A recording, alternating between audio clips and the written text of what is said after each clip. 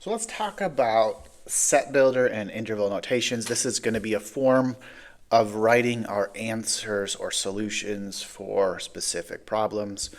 It's just a very nice system of doing things.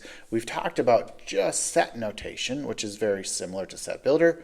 So we're going to talk about the set builder, and then interval notation is basically a number line, which I will show you.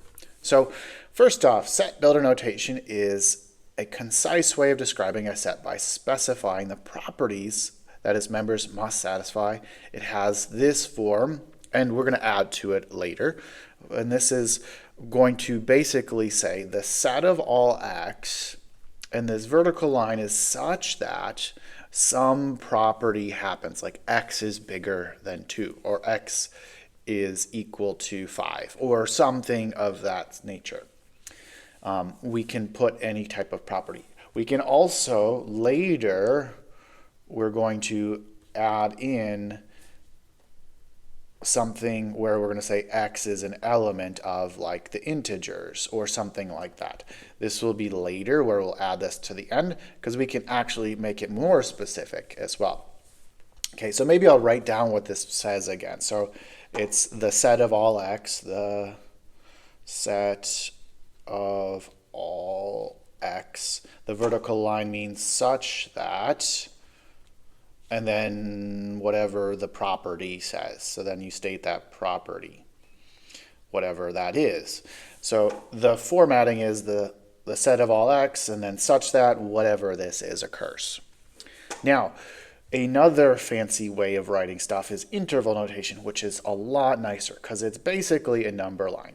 So interval notation is a way of representing a set of numbers as an interval on the real number line. So you have to be all real numbers. So whenever you're doing this, we have to have a continuous sort of thing, unless it's a very minimal discrete problem. Like I can do 1, 2, 3 very easily, but if I do infinite set, we can't do interval notation unless it's continuous. And we'll talk more about that later. We're going to be using parentheses, the roundy parentheses and the squarey parentheses or brackets, to show that the endpoints are either excluded, which are the roundy ones, or included, which are the square ones. I will include the number or I will not include the number. So let's go ahead and talk about that.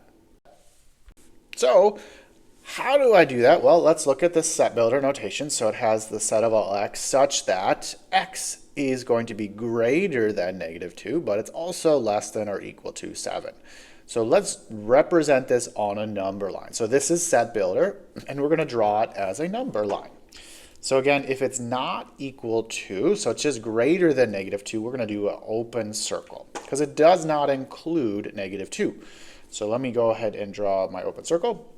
And then we're going to go all the way up to 7. And because it's equal, we're going to do a closed circle or filled in circle.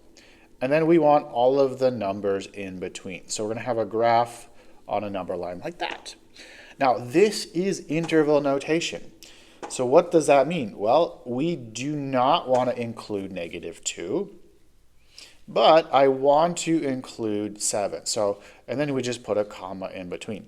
So how do I do that? The roundy bracket is not equal to. The closed bracket is in fact equal to. So this is my interval notation. Obviously, I would write it a little bit closer so your final answer would look like this.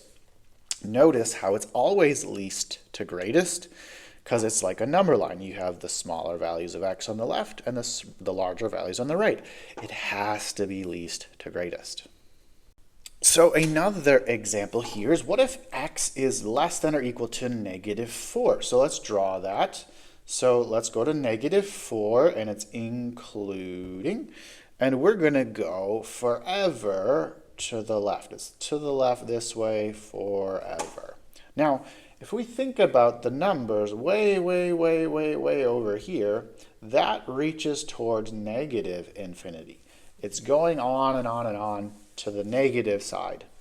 And we'll say towards -infinity, which -infinity is not a number. It's an idea of continuing forever and ever and ever and ever. So what we can do is say we're not going to include -infinity, but it goes towards -infinity. Infinity, we'll never be able to include it. Like I said, it's not a number. The idea, if it was a number, we could subtract one more and get something smaller, which doesn't make any sense. So this is just the idea of it never stops going in the negative direction. Now, but it does stop and is equal to that -4. So we're going to have that -4 here and have an inclusive bracket. And then we put our comma. Again, the smaller numbers have to be on the left, which again, it's not a number, but it represents way, way, way smaller numbers than this over here. So it has to be like this. So we're going to talk about domain and range of functions, which specifically we'll get into quadratics today. But the domain, as you probably remember or don't from Algebra 1 or Algebra 2, is the set of all possible input values. So what can I plug into the function, or my x values? So that's huge. It's what am I plugging into the function or input. And we can only plug in so many values to certain functions. For instance, a quadratic, I can plug in actually any number, but a square root function, I can only plug in usually positive numbers because I can't have a square root of a negative number to keep it a real answer. So things like that. The range or the y values are the outputs. So what do I get out of the function are my y values. So we're going to be talking about those. And basically, the main idea for this, and I'm going to write this down for the domain here just as some help. What values I can substitute in, but yet still get a valid output. Meaning, valid meaning a real number. We're not wanting imaginary numbers when we're trying to do this. That output would be that y value.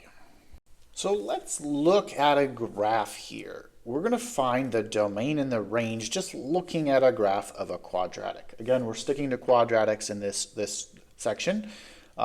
In this case, domain, remember, is are your x values or your inputs. So another way to do that are your inputs. What do I plug into the function? The range would be your outputs. What do you get after you plug in x values, which are the y values? Again, we have independent versus dependent. That y value depends upon what x value you input to the function. Now, domain, again, is those x values. So if we think about this, if I look at any quadratic equation, you have x squared plus da da da da da, I can plug in any possible input whatsoever. This arrow keeps going up and to the left, meaning this will never truly be vertical. It actually keeps going left. It just gets up so fast. Like the y value rises very, very fast in a quadratic equation. As you do higher powers, it either rises or falls extremely fast. So this will always give a full or some sort of y output for the x value, which means we'll have all real numbers, which we just say goes forever to the left and forever to the right, which again, could write that as all real numbers. But we want to write it in an interval notation from -infinity to infinity. We cannot include infinity, so that would be my answer. And again, there is another way to write it in set builder. So if you were interested in set builder notation, it'd be for all of x such that x is a real number. So that would be just set builder. So to write all real numbers, that's how you would write it in set builder notation. The last thing here is the range. So again, just to show you, we have towards -infinity to infinity for that x value, kind of goes like this. The range is very similar. It's like starting over here at this value, which is at -3, and it goes all the way up, keeps going up towards infinity. So that's kind of how I look at it. We're going from here, going upwards forever and ever and ever. And it includes this bottom point. So it includes -3, which we have to have the smallest number over here, and then it goes up forever for infinity, but not including. So our last thing to do is finding the range of the quadratic function without a graph. So we need to find the y value of the vertex. That is our main goal. And does it open up or down? And that is another key thing. So first off, we know a is less than 0. This a value is less than 0, so it opens down. So if we think about it, it's going to be looking like this. So we are actually going to do an answer where it goes to negative infinity all the way up to some number. So it's going to come up from below all the way up to here and stop and include whatever that y value is. So we're looking for this y value of the vertex. That's what's going to happen here. Now the other way, like on the other problem, example 5, it's switched around where you had infinity on the right side because it was going up forever, and then it goes all the way down to a certain number. So we just have to find the y value of the vertex, which not too bad. Again, you just find the axis of symmetry. Substituting in the values, we have the opposite of b, which is just the opposite of 12, over 2 times a, which a was negative 2, which gives us a value of 3. X equals 3 is that axis of symmetry. Now all I have to do is substitute in 3 to the original function right here, f of 3, which is negative 2 times 3 squared plus 12 times 3, and then minus 17.